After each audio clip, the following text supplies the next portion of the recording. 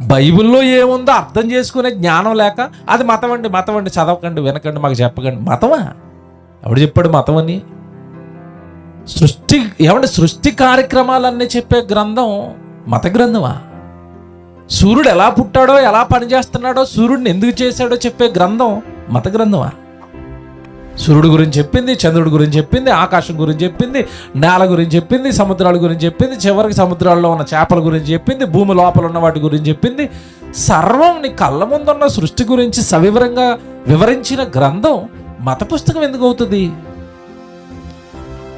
మహాజ్ఞానానికి నిలువెత్తు నిదర్శనం కదండి బైబిల్ అనగానే. మహాజ్ఞానానికి నిలువెత్తు నిదర్శనం కళ్ళ ముందున్న బైబిల్.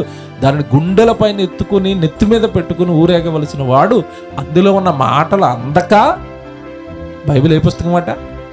మతమా? అందని ద్రాక్ష పుల్లను అన్నట్టుగా బైబిల్లో ఏముందో మాకు తెలియదు కనుక అదొక మతం.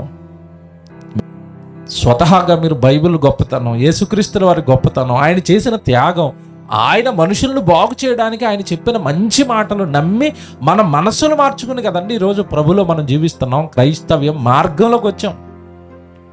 సృష్టికర్తను చేరే మార్గంలోకి వస్తే మతం మతం మతం కాదు.